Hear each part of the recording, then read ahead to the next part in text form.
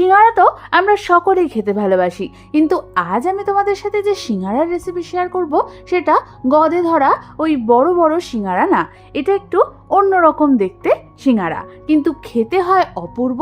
আর বাড়িতে বানিয়ে নেওয়াটাও কিন্তু খুবই সোজা। তাহলে চলো এই মিনি সিঙ্গারাটা বানাতে আমাদের কি কি লাগছে সেটা দেখে নিই। আর আমি সুস্মিতা তোমাদেরকে আমার চ্যানেল ইয়ামিটস বাংলাতে স্বাগত জানাই। এটা বানানোর জন্য প্রথমেই আমি এখানে নিয়েছি মেজারমেন্ট কাপের 1 কাপ পরিমাণ আটা, আর নিয়েছি মেজারমেন্ট কাপেরই 1 কাপ পরিমাণ ময়দা, আর দিয়ে দেবো 1 চামচ পরিমাণ নুন, 1 চামচ পরিমাণ চিনি, 1/2 চামচ পরিমাণ কালো জিরে, আর আমি 1/2 চামচ পরিমাণ জোয়ানকে হাতের সাহায্যে এইভাবে ক্রাশ করে দিয়ে দেব। তারপর আমি এর মধ্যে ময়ামের জন্য দেব 1 টেবিল চামচ পরিমাণ ঘি আর 2 টেবিল চামচ পরিমাণ সাদা তেল। এবার আমাদের এই শুকনো অবস্থায় সমস্ত কিছুকে ভালো মতো একবার মিশিয়ে নিতে হবে। ভালো মতো মিশিয়ে নেওয়ার পর তোমরা দেখবে আমাদের আটা আর ময়দার কিন্তু ভালো মতো ময়াম দেওয়া হয়ে গেছে। এবার আমি এর মধ্যে অল্প অল্প করে জল দিয়ে এটার একটা ডো মেখে নেব।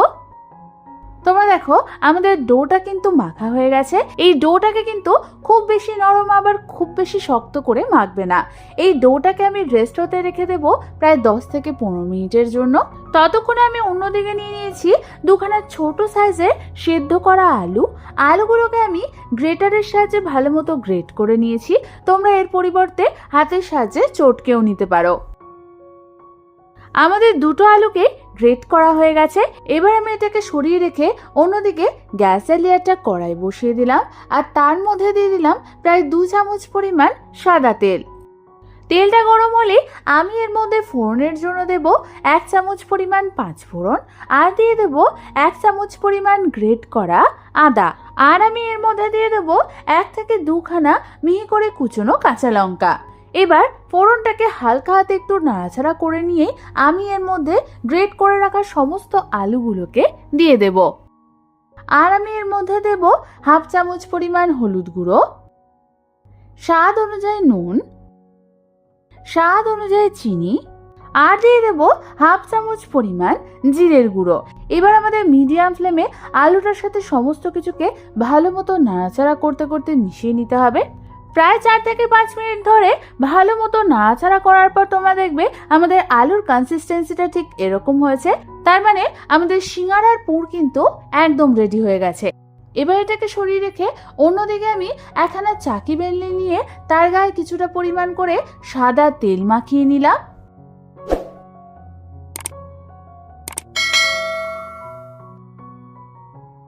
তারপর যে ডোটাকে আমি রেস্ট হতে রেখে দিয়েছিলাম সেটাকে সমান 2 ভাগে ভাগ করে নিতে হবে। এবার প্রথমে 1 ভাগ নিয়ে সেটাকে আমাদের পাতলা করে গোল করে ঠিক এইভাবে বেলে নিতে হবে। গোল করে বেলার পর তোমরা দেখো এর থিকনেসটা কিন্তু ঠিক এরকম হয়েছে। এবার এটাকে একটা অন্য পাত্রে রেখে দিয়ে আরো একটা পোর্শনকে আমি ভালো মতো ঠিক একইভাবে গোল করে বেলে নেব। এটাও ভালো মতো গোল করে বেলা হয়ে গেলে এর ওপর আমি দিয়ে দেব বানিয়ে রাখা আলুর পুরটা। আলুর পুরটাকে কিন্তু আমাদের এর চারধারে সমানভাবে হাতের সাহায্যে এইভাবে স্প্রেড করে দিতে হবে। তোমরা দেখো আমাদের আলুর পুরটা কিন্তু চারধারে ভালো মতো স্প্রেড করে দেওয়া হয়ে গেছে। এবার আমি ঠিক এর ওপরেই আরো একটা যে রুটি বেলেছিলাম সেইটা ঠিক এইভাবে চাপিয়ে দেব। তারপর এর এন্ডগুলোকে আমাদের ঠিক এইভাবে টেনে টেনে সিল করে দিতে হবে। ধারগুলো ভালো মতো সিল করা হয়ে গেলে আমি এটাকে হালকা হাতে আরো একবার বেলে নেব।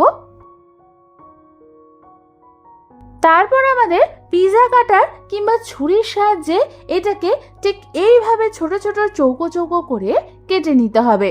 এই প্রসেসে করলে কিন্তু খুব তাড়াতাড়ি অনেকগুলো সিঙ্গারা তোমরা একসাথেই বানিয়ে নিতে পারবে। তোমরা দেখো আমাদের সবটাই কিন্তু এরকম ছোট ছোট টুকরো করে কাটা হয়ে গেছে। এবার একখানা টুকরো নিয়ে ঠিক এইভাবে আমাদের এটাকে ভাঁজ করতে হবে। তোমরা ভাঁজটা কিন্তু ভালো মতো লক্ষ্য করো, আমি আরো একবার তোমাদের ভাঁজটাকে দেখিয়ে দেব। ভালো মতো ভাঁজ করার পর এর শেপটা কিন্তু ঠিক এরকম এসছে। এবার আমি এটাকে অন্যদিকে রেখে দিয়ে আরো একটা তোমাদের ভাঁজ করা দেখিয়ে দিচ্ছি। এই ভাজটা কিন্তু খুবই ইজি, তোমরা সবাই এটা করতে পারবে। তোমরা দেখো আমাদের একে একে সমস্ত সিঙ্গারাগুলো গড়া হয়ে গেছে। এবার আমি অন্য থেকে এগুলোকে ভাজবার জন্য কড়াইতে কিছুটা পরিমাণ সাদা তেল গরম বসিয়ে দিয়েছিলাম। তেলটা হালকা গরম হলে আমি এর মধ্যে এক এক করে সিঙ্গারাগুলোকে ছেড়ে দেব। খুব বেশি গরম তেলে কিন্তু তোমরা সিঙ্গারা ছাড়বে না, তাহলে ভেতরের দিকটা কিন্তু কাঁচা থেকে যাবে।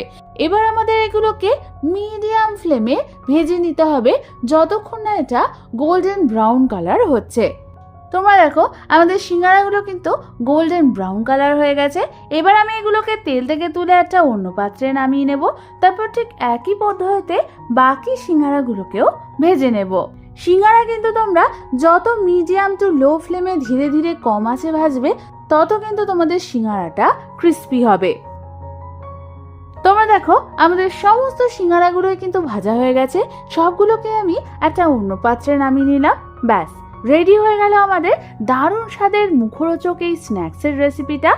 এবার শুধু গরম গরম সার্ভ করার অপেক্ষা। এবার আর দেরি না করে বাড়িতে যে কোনো একদিন এটা বানিয়ে ফেলো। আশা করি তোমাদের খুবই ভালো লাগবে। রেসিপিটা ভালো লেগে থাকলে একটা লাইক অবশ্যই করে দিও, আর আমার চ্যানেলটাকে সাবস্ক্রাইব করতে একদম ভুলো না।